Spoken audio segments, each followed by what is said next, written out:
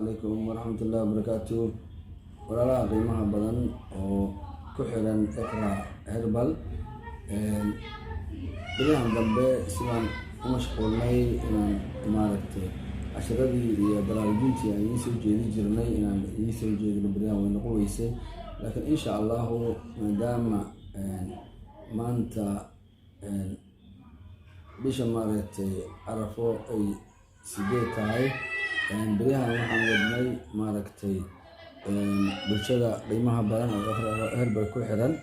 inaan maaragtay qiimo dhimis u sameynay xagga daawada cudurrada kala duwan boqolkiiba 50 qiimo dhimis u sameynay maadaama bisha 8 maanta ay marayso waxaan ku kordhinay ilaa 15 bisha si umada muslimiinta ah ay uga faa'iideystaan iyo kuwa kale dadka kale haba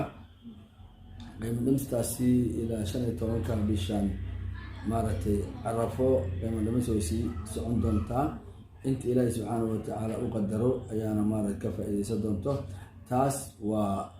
hambalyeynta ciida maaragtay nagu soo socoto bisha arafo qiimaha badan waxaan aad u rajeynaynaa marka inay ka faa'iideysan doonaan qiimo dhimistaas Iqra Herbal u sameysay bulshadeeda qiimaha badan maanta waxaan wax yar aan ka taaban doonaa marka maadaama bariyahan la iswaayay in insha Allah aan bilaha soo socdo ama isbuucyo soo socdaba aan maaragtay soo kordhin doono sidii aan maaragtay nooga barateenba gaabiskii aan wax ka bedelada isbuuc walba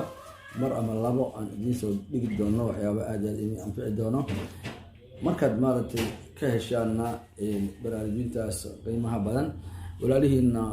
u baahan oo baahida aad ugu qabo inaad maaragtay usii gudbisaan si looga faa'iideysto baraarujintaas maaragtay caafimaad ay maaragtay bulshada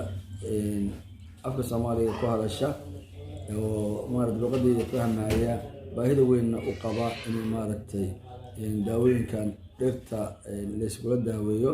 inay ka faa'iideystaan walaalihiin gaarsiiya aad ay mahadsantihiin. Assalaamu calaykum wa rahmatullaahi wa barakaatuh.